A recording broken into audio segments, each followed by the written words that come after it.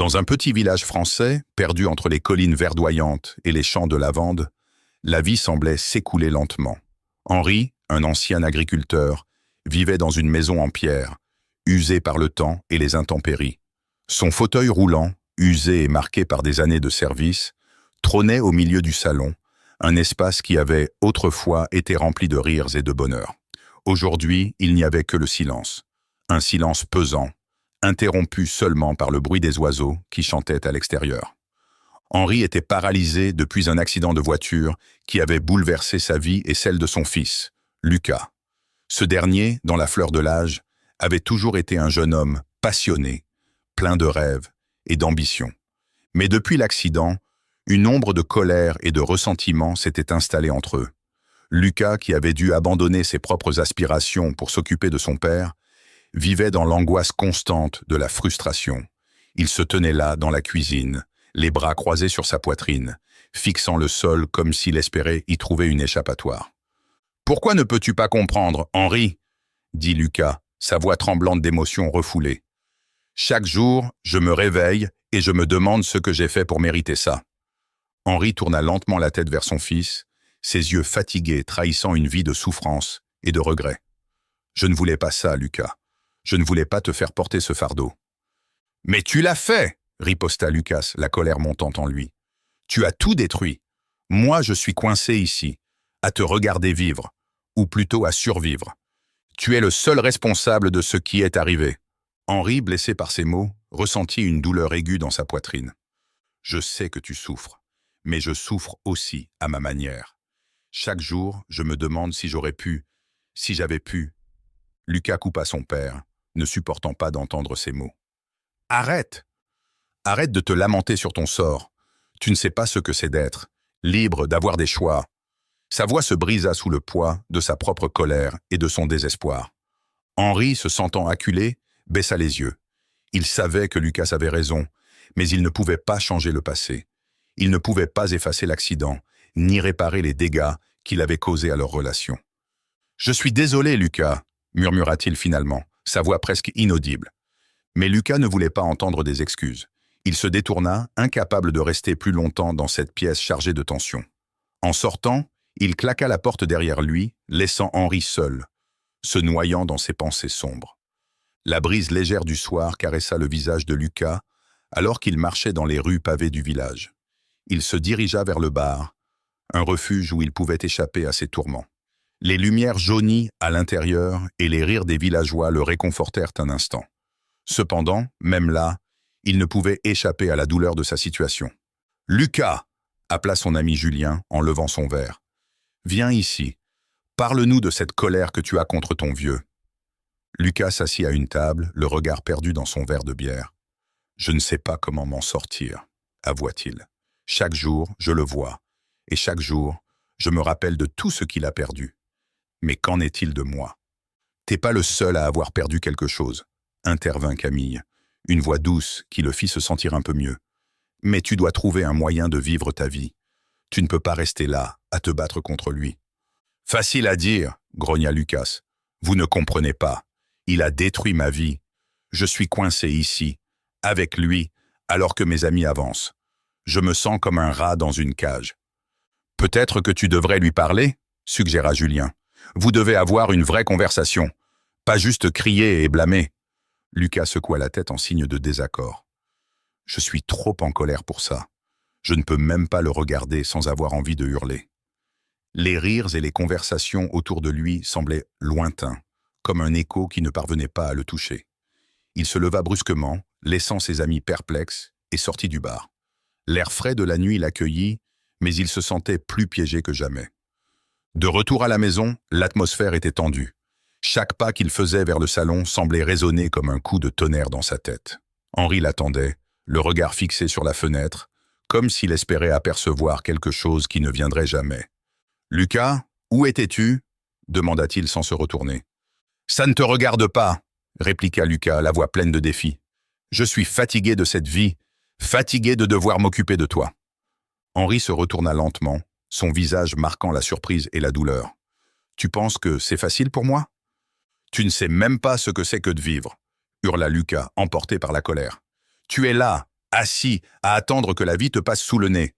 Pendant ce temps, je me bats pour rester à flot. Henri se redressa dans son fauteuil, la dignité de l'ancien agriculteur refaisant surface. Et tu penses, Kim, que je ne voudrais pas me lever, marcher et te dire que je suis désolé, que je voudrais revenir en arrière?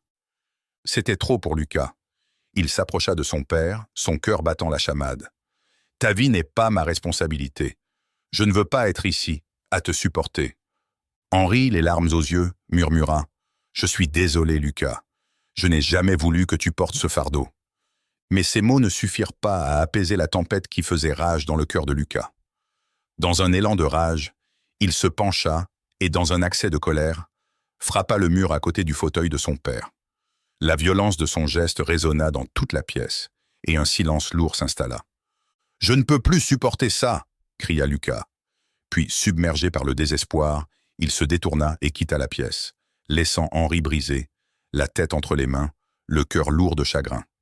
Dans l'obscurité de la pièce, Henri se trouvait à l'intérieur de son fauteuil roulant, les mains tremblantes et le cœur lourd. Les murs de la maison semblaient se refermer sur lui, étouffant ses pensées. Dans cette solitude écrasante, il revivait l'attaque verbale de Lucas, les mots acerbes de son fils résonnant dans son esprit comme une mélodie lugubre. « Tu es un poids mort, un fardeau que je ne peux plus supporter », avait crié Lucas, la rage pulsant dans sa voix. Chaque insulte l'avait frappé comme une flèche, et maintenant, il se sentait trahi, abandonné par celui qui l'avait élevé. Henri avait toujours été un homme de la terre, un père aimant qui avait consacré sa vie à sa famille. Le souvenir de ses mains rugueuses travaillant la terre, de ses rires partagés avec Lucas dans les champs, lui semblait maintenant si lointain. La paralysie l'avait non seulement privé de son corps, mais aussi de la relation qu'il avait bâtie avec son fils. « Pourquoi ne peux-tu pas comprendre ?» murmura-t-il à voix basse, se parlant à lui-même dans un élan de désespoir. Ses yeux se posèrent sur la fenêtre, où la lumière du matin peinait à percer les nuages gris. Pourquoi tout cela a-t-il dû arriver? Pendant ce temps, Lucas était assis sur son lit, la tête dans les mains. La colère qu'il avait envahi la veille avait laissé place à un vide froid et oppressant. Il se revoyait, hurlant à son père, lui faisant subir toute la haine qu'il avait accumulée. « Je suis désolé, papa », chuchota-t-il, bien qu'il savait que son père ne pouvait l'entendre. Le silence de la maison était assourdissant, et avec chaque minute qui passait, il ressentait de plus en plus le poids de sa décision de partir. Peut-être que c'est mieux ainsi. Peut-être que je ne suis pas fait pour vivre ici, se convainquit-il, tout en ayant conscience que fuir ne résoudrait rien. Lucas se leva finalement, son cœur lourd de culpabilité. Il se dirigea vers sa valise, posée à côté de son lit, prête à être remplie de vêtements et d'objets qui l'accompagneraient dans sa fuite. Alors qu'il commençait à plier des chemises, une voix intérieure le hantait, insistant sur le fait qu'il ne devait pas partir ainsi. « Et si je le regrette ?» pensa-t-il, une boule de tristesse se formant dans sa gorge. « Je ne peux plus rester ici », se murmura-t-il. Ses pensées revenaient inévitablement à son père. Chaque souvenir de leur passé, les rires, les jeux, les leçons sur la vie, étaient maintenant assombris par la colère et la douleur. Lucas se demanda si Henri ressentait la même chose. « Est-ce que tu m'aimes encore, papa ?»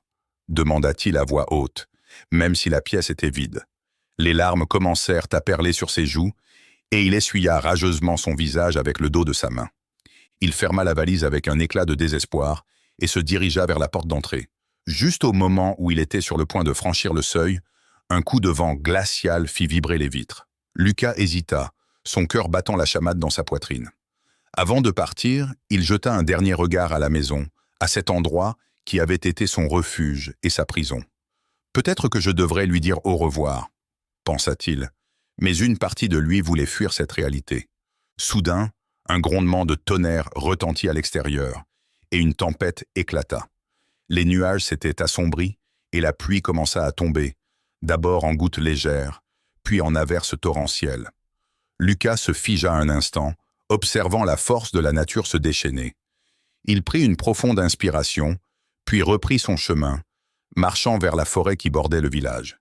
Chaque pas était un mélange de détermination et de peur, et il se demanda ce qu'il trouverait là-bas.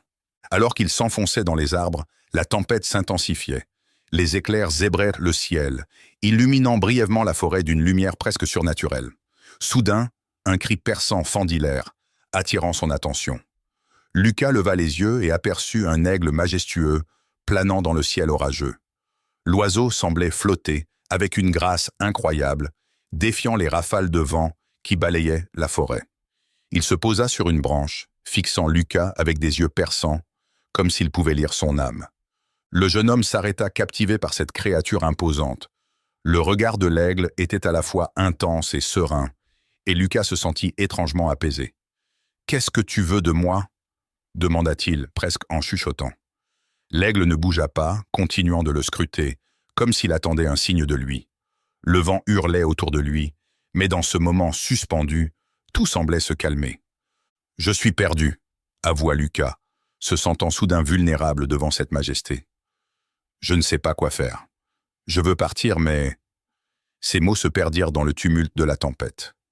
L'aigle, cependant, ne le quittait pas des yeux, comme s'il l'encourageait à poursuivre sa quête. Lucas sentit une connexion inexplicable avec l'oiseau, une force qui transcendait les maux et les douleurs. Le jeune homme ferma les yeux un instant, laissant l'énergie de la tempête se mêler à ses pensées. Il se revit avec son père, se remémorant les instants de bonheur qui avaient été éclipsés par la colère. L'image de Henri, seul dans son fauteuil roulant, dévasté par leurs derniers échanges, lui revint en mémoire. « Peut-être que je devrais lui parler », pensa-t-il, mais la peur de la confrontation le paralysait. Finalement, l'aigle battit des ailes et s'envola, brisant le sortilège qui s'était installé entre eux. Lucas le suivit du regard, le cœur lourd, mais quelque chose en lui avait changé. Il réalisa alors que, tout comme l'aigle, il devait prendre son envol et affronter ses peurs. Peut-être que cette tempête, bien que terrifiante, était aussi une opportunité de renouveau. « Je dois retourner à la maison », murmura-t-il déterminé. La tempête continuerait de rugir autour de lui, mais il savait qu'il ne pouvait plus fuir. Il avait besoin de confronter son passé, de comprendre son père, et peut-être, juste peut-être, de trouver une voie vers la rédemption. Lucas resta immobile, le regard rivé sur l'aigle majestueux qui s'éloigne lentement dans le ciel gris. L'oiseau, avec son envergure impressionnante, semble flotter au-delà des nuages, comme s'il portait avec lui tous les poids de la terre. Ce bref moment de communion entre lui et la nature réveille en lui un tourbillon d'émotions contradictoires. La colère qu'il ressentait encore quelques instants auparavant se mêle à une profonde mélancolie. Seul au milieu de la tempête qui gronde autour de lui, il réalise qu'il doit faire face à ses propres démons. « Pourquoi est-ce que je fuis ?» murmure-t-il, sa voix se perdant dans le bruit du vent. « Pourquoi est-ce que je ne peux pas juste lui parler ?» La question le hante, et il se sent piégé dans un cycle de ressentiment et de douleur. L'aigle, symbole de liberté, lui rappelle ce qu'il a perdu de vue. La possibilité de choisir son propre chemin, de se libérer de la colère qui l'étouffe. Il tourne les talons et commence à marcher, chaque pas résonnant comme un écho de ses pensées tumultueuses. La forêt qui l'entoure est dense et mystérieuse, mais il sait qu'il doit retourner chez lui. Il doit confronter son père, non pas avec des mots de haine, mais avec un désir de compréhension et de réconciliation. L'image de son père, Henri, assis dans son fauteuil roulant, l'obsède. Les souvenirs de leur dernière dispute lui reviennent en mémoire. Les cris, les larmes, l'incompréhension. Lucas se sent à la fois coupable et déterminé. En approchant de la maison, il prend une profonde inspiration. La pluie a cessé, laissant un parfum terreux dans l'air. Le village est calme, presque trop calme. Il pousse la porte et entre. La lumière tamisée de la lampe sur la table crée une atmosphère presque intime, mais il sent la tension dans l'air. Henri est là, figé dans son fauteuil, les yeux rivés sur un album photo. Lucas s'arrête un instant, hésitant. « Lucas ?» Henri l'appelle, sa voix brisée par l'âge et la douleur. « Est-ce que tout va bien ?» Lucas se force à sourire, mais il sait que ce n'est pas convaincant. « Je suis rentré, je voulais te parler. » Henri lève les yeux et un silence lourd s'installe entre eux. C'est un silence chargé de souvenirs, de regrets et de rancœur. Lucas s'avance, son cœur battant la chamade. « Qu'est-ce que tu fais ?» demande-t-il en désignant l'album.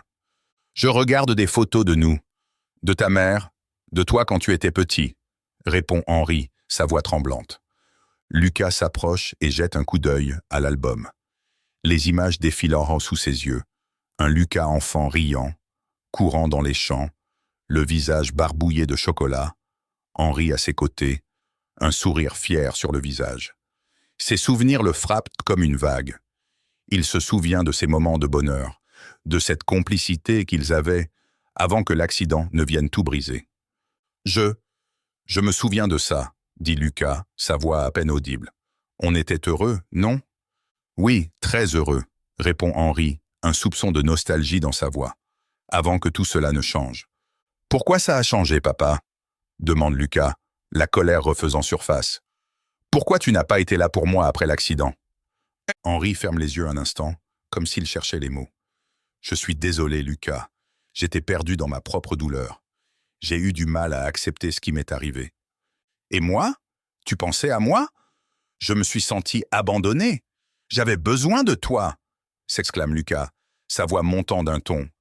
Tu as détruit notre famille. Henri, blessé par les mots de son fils, baisse la tête. Je sais que je n'ai pas été le père que tu méritais.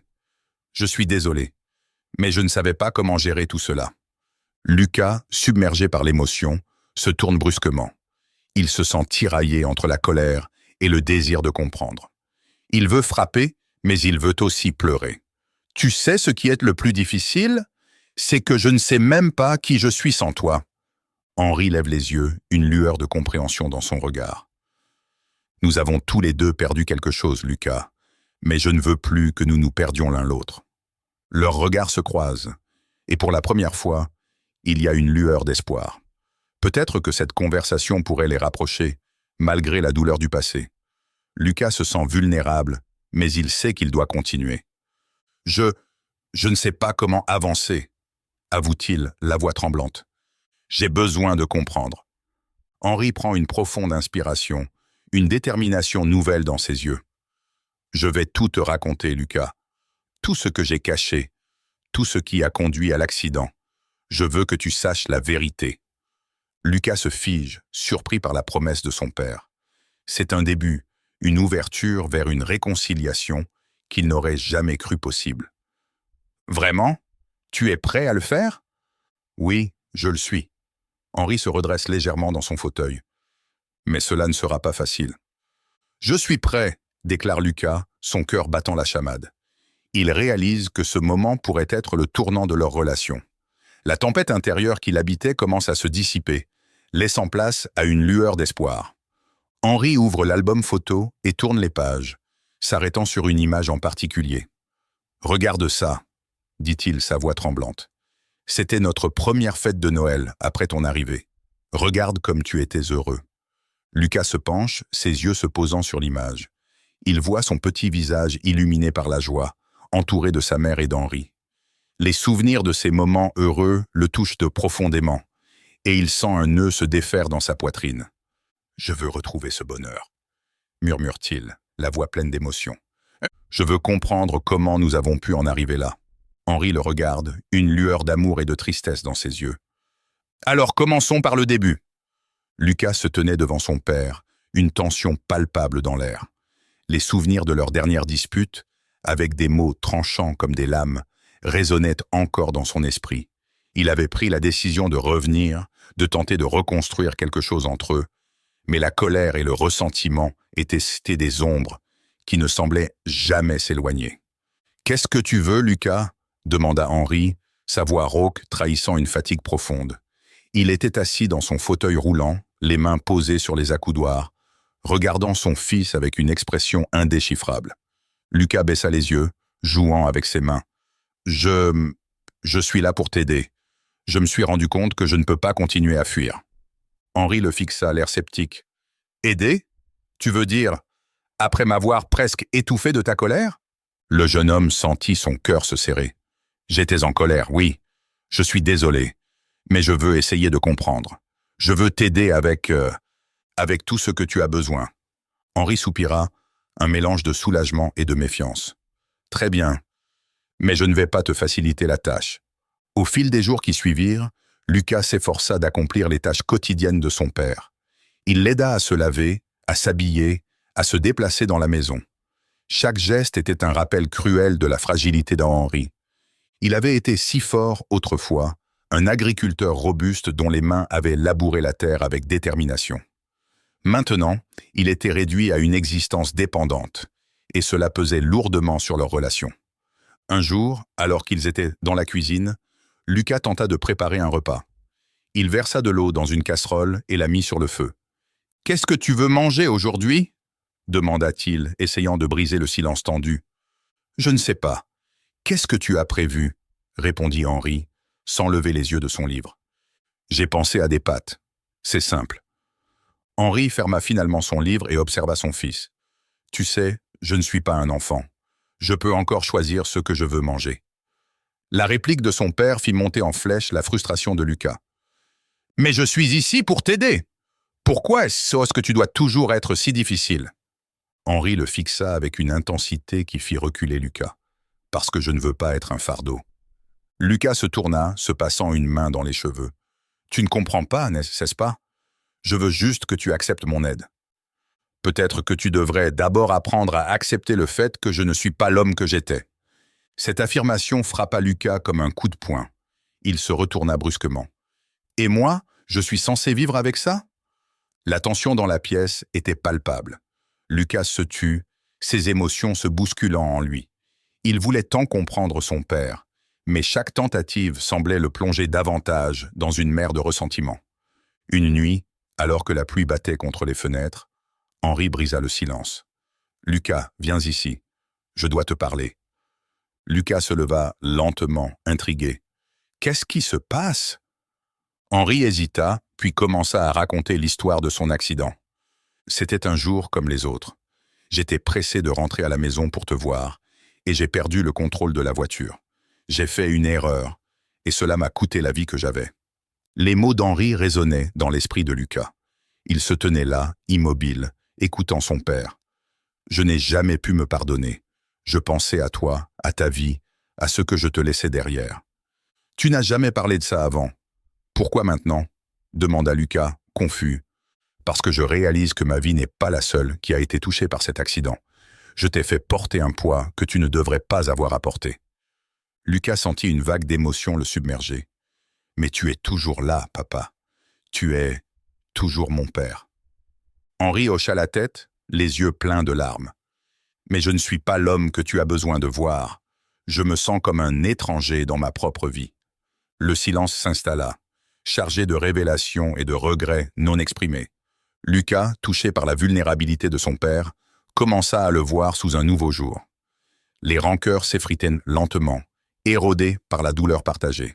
« Je ne sais pas comment aller de l'avant, » avoua Lucas, la voix tremblante. « Nous allons trouver notre chemin ensemble, » répondit Henri, un léger sourire se dessinant sur ses lèvres.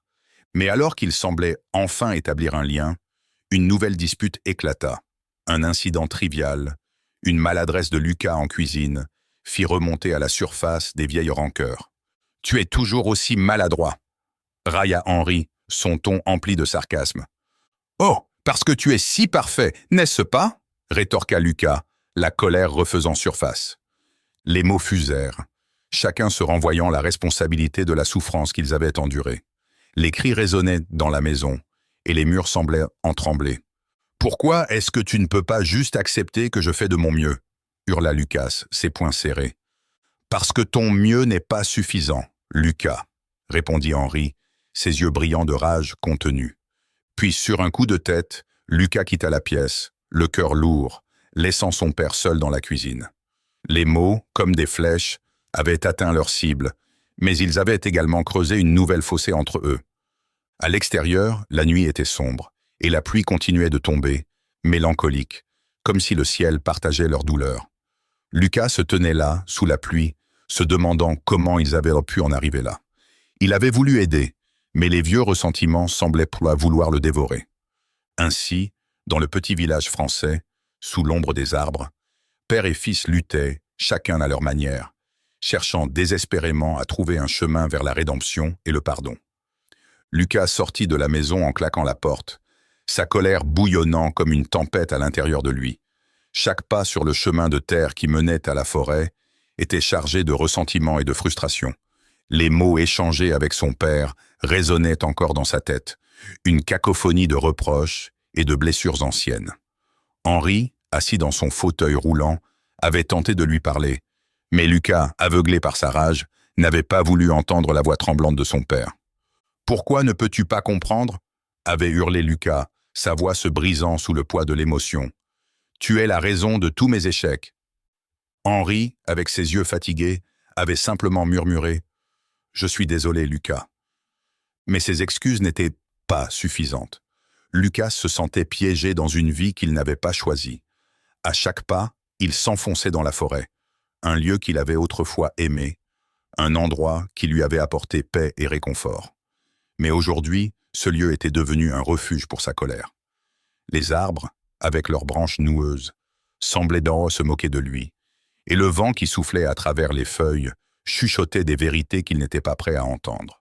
En s'enfonçant plus profondément dans les sous-bois, il se laissa tomber à genoux sur le sol recouvert de feuilles mortes. Son cœur battait à tout rompre, et il ferma les yeux, espérant que tout cela n'était qu'un cauchemar dont il se réveillerait bientôt. Mais la réalité était implacable. Il était là, seul, avec ses pensées sombres. Soudain, un cri puissant retentit dans le ciel. Lucas leva les yeux et aperçut l'aigle majestueux planant au-dessus de lui. Son cœur se mit à battre plus vite. Cet oiseau, qu'il avait déjà rencontré, semblait être un symbole de quelque chose de plus grand. Il était à la fois libre et fort, et Lucas, en cet instant, se sentit attiré par lui. Comme si l'aigle, avec ses ailes déployées, l'invitait à le suivre. « Qu'est-ce que tu veux de moi ?» murmura-t-il, la voix pleine de désespoir. L'aigle, comme s'il avait compris, plongea en spirale, faisant un cercle au-dessus de sa tête avant de s'envoler vers la cime des arbres. Un élan d'espoir naquit en lui. Peut-être que cet oiseau avait un message pour lui, une direction à lui montrer. Il se leva, la colère se dissipant lentement, remplacée par une curiosité grandissante. Il décida de suivre l'aigle, se frayant un chemin à travers les buissons et les branches basses. Chaque pas qu'il faisait le rapprochait non seulement de l'oiseau, mais aussi d'une compréhension plus profonde de lui-même. L'aigle s'éloignait, mais Lucas se sentait guidé, comme si l'oiseau connaissait un chemin secret. Il traversa un ruisseau, ses pieds d'eau trempés par l'eau froide, mais il ne s'en souciait pas. Tout ce qui comptait, c'était de suivre cet animal majestueux. Après quelques minutes de marche, l'aigle se posa sur une branche basse, le regardant avec une intensité presque humaine. Lucas s'arrêta, haletant, son regard fixé sur l'oiseau. « Où m'emmènes-tu » demanda-t-il à voix haute, mais l'aigle ne répondit pas. Il se contenta de déployer ses ailes, puis de s'envoler à nouveau, incitant Lucas à le suivre. Ils continuèrent ainsi jusqu'à ce que... Lucas se retrouve devant une petite clairière, baignée de lumière dorée. Au centre, une vieille pierre, recouverte de mousse, semblait l'atteindre. Il s'approcha, le cœur battant. À côté de la pierre, il remarqua quelque chose d'étrange. Une boîte en bois, délicatement sculptée, à moitié enfouie dans le sol. Lucas se pencha pour l'examiner. La boîte était ornée de motifs floraux et semblait ancienne, presque oubliée par le temps. Il sentit une étrange connexion, comme si cette découverte était liée à son passé. Avec précaution, il déterra la boîte et l'ouvrit, révélant un tas de lettres jaunies. Chaque lettre avait été soigneusement pliée, et il pouvait sentir l'odeur du papier usé. Intrigué, il en prit une et commença à lire. Les mots lui parlaient de souvenirs, de rêves, de luttes. C'était la voix de son père, Henri. « Mon cher Lucas, » commença la première lettre, « si tu lis cela, c'est que je ne suis plus là pour te parler en personne. Je veux que tu comprennes à quel point je t'aime, malgré toutes les erreurs que j'ai pu commettre. La vie n'a pas été facile, et je regrette profondément de ne pas avoir été le père dont tu avais besoin. » Les larmes commencèrent à couler sur les joues bas de carreau de Lucas, alors qu'il lisait les paroles de son père. Chaque lettre révélait des vérités sur leur famille, des luttes que Henri avait affrontées, des sacrifices faits pour le bien de son fils. Lucas, en lisant, ressentit une vague d'émotions contradictoires. La colère qu'il avait ressentie plus tôt semblait s'évanouir, remplacée par une profonde tristesse et une compréhension naissante. « Je sais que tu m'en veux », continuait une autre lettre, « mais sache que chaque instant de ma vie a été consacré à te protéger, à t'aimer, et même si je suis paralysé, mon cœur reste fort pour toi. » Lucas referma la boîte, le cœur lourd de ces révélations. Il comprit que la haine qu'il avait portée contre son père n'était que le reflet de sa propre douleur. Il avait tant de questions, tant de choses à dire à Henri. Mais plus que tout, il ressentait maintenant le besoin de réparer ce qui avait été brisé. Avec la boîte serrée contre lui, Lucas leva les yeux vers le ciel. L'aigle planait toujours au-dessus de lui, comme un gardien silencieux, et il se demanda si cet oiseau avait été là pour lui montrer le chemin, non seulement vers la compréhension, mais vers la rédemption. Il se retourna et commença à marcher vers la maison, le cœur plus léger, prêt à affronter son père avec un nouvel état d'esprit. Il savait que le chemin vers le pardon serait long, mais il était déterminé à essayer. Après tout, il avait découvert un trésor bien plus précieux que celui qu'il avait espéré trouver dans la forêt. La vérité sur son père et l'amour qui les liait. Lucas rentra chez lui, les lettres serrées dans sa main, le cœur battant d'une anticipation nerveuse. Son esprit était en ébullition, un tourbillon d'émotions contradictoires. Il savait qu'il devait affronter son père, Henri, et lui révéler ce qu'il avait découvert. Mais il craignait également la réaction de l'homme qui avait été à la fois son refuge et son ennemi. En poussant la porte de la maison, une odeur familière de bois et de poussière l'accueillit, mais l'atmosphère semblait plus lourde que jamais. Henri était là, comme d'habitude, dans son fauteuil roulant, son regard perdu dans le vide. Il leva les yeux vers Lucas, une lueur d'inquiétude dans ses prunelles. « Qu'est-ce qui se passe, Lucas? Tu as l'air différent, dit-il, sa voix tremblante, trahissant une fragilité qu'il tentait de cacher. « J'ai trouvé quelque chose, répondit Lucas, sa voix se brisant sous le poids des mots qu'il s'apprêtait à prononcer. Il s'approcha de son père, les lettres à la main, son cœur battant la chamade. Des lettres. De toi. Des lettres que tu as écrites. Henri blêmit, son visage se durcissant alors qu'il comprenait. Quelles lettres? De quoi parles-tu? Lucas, bien que tremblant, se força à parler. Des lettres qui parlent de nous, de notre famille. Des lettres que tu n'as jamais voulu que je lise. Il prit une profonde inspiration, comme pour rassembler son courage. « Je veux les lire à voix haute. Je veux savoir !» Henri détourna le regard, ses mains tremblant sur les accoudoirs de son fauteuil. « Lucas, je ne pense pas que ce soit une bonne idée. Certaines choses sont mieux laissées dans le passé. »« Je ne peux plus vivre dans l'ignorance, » rétorqua Lucas, sa voix montant d'un ton. « Je veux connaître la vérité, peu importe à quel prix. » Henri ferma les yeux, un soupir résigné s'échappant de ses lèvres. « Très bien, fais comme tu veux. » Lucas ouvrit la première lettre, ses mains moites d'angoisse. Il lut à haute voix, chaque mot résonnant dans la pièce silencieuse. La lettre parlait d'un ami cher, un homme nommé Pierre, qui avait été comme un frère pour Henri. Les mots prenaient vie, révélant une amitié profonde, mais aussi des promesses faites dans des moments sombres. « Je te promets de veiller sur Lucas, de lui donner tout ce que je peux, même si je sais que je ne suis pas son père. » Lucas releva la tête, un mélange d'incrédulité et de colère sur son visage. « Qu'est-ce que ça veut dire, ça ?» Henri, son visage blême, murmura. « Lucas, je dois te dire quelque chose. » Le jeune homme, haletant, le pressa d'en dire plus. « Quoi? Qu'est-ce que tu ne m'as jamais dit? Tu n'es pas mon fils biologique. Tu es le fils de Pierre, mon meilleur ami. » Les mots tombèrent, comme des pierres, lourds et implacables. Lucas resta figé, le souffle coupé. « Quoi? Comment est-ce possible? Je l'aimais comme un frère. Et il m'a demandé de m'occuper de toi en cas de malheur. J'ai accepté, mais je n'ai jamais su comment te le dire. Je pensais que cela te blesserait. » Les larmes montèrent aux yeux de Lucas, un mélange de rage et de tristesse. « Alors, toute ma vie, tu m'as menti. »« Je t'ai protégé, » répondit Henri, sa voix tremblante. « Je pensais que tu serais mieux sans cette connaissance. »« Mieux ?» cria Lucas, sa colère explosant. « Mieux de vivre dans le mensonge? Mieux de ne jamais connaître mon père? »« Je n'ai jamais voulu que tu souffres, » insista Henri, sa voix se brisant sous le poids de la culpabilité. « J'ai toujours voulu faire ce qu'il y avait de mieux pour toi. » Un cri d'aigle retentit à l'extérieur, brisant le silence tendu de la pièce. Lucas se leva brusquement, sa colère le poussant à sortir. Il avait besoin d'air, besoin de réfléchir. Henri l'observa, impuissant, alors que son fils quittait la maison. À l'extérieur, le vent soufflait fort, et Lucas se dirigea vers la forêt, son esprit en proie à un tumulte. Les révélations tourbillonnaient dans sa tête. Il avait toujours ressenti une distance avec son père. Mais maintenant, cela prenait tout son sens. Il se sentait trahi, mais en même temps, il éprouvait de la compassion pour Henri, qui avait porté ce secret si longtemps. Alors qu'il avançait, un cri d'aigle résonna à nouveau. Lucas leva les yeux et aperçut l'aigle majestueux planant au-dessus de lui, ses ailes déployées comme un symbole de force et de liberté. L'oiseau, avec sa grâce naturelle, semblait l'inviter à le suivre. Intrigué, Lucas se mit à marcher dans la direction où l'aigle s'était envolé, se sentant inexplicablement attiré par cet animal puissant. Il traversa des arbres touffus, chaque pas lui permettant de s'éloigner un peu plus de la douleur qui le rongeait.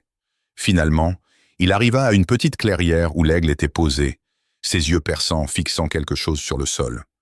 Lucas s'approcha, curieux. À ses pieds, il découvrit un œuf, brillant sous les rayons du soleil. L'aigle protecteur se tenait autour, veillant sur sa progéniture. Ce spectacle touchant ébranla Lucas, lui rappelant la fragilité et la beauté de la vie. « C'est un nouveau départ », murmura-t-il pour lui-même, le cœur apaisé par cette vision. Il réalisa alors que, malgré la douleur et la colère, il avait la possibilité de choisir son chemin. Il pouvait décider de vivre dans le passé ou de se libérer de ce poids. Lucas leva les yeux vers l'aigle, qui le regardait avec une intensité presque humaine.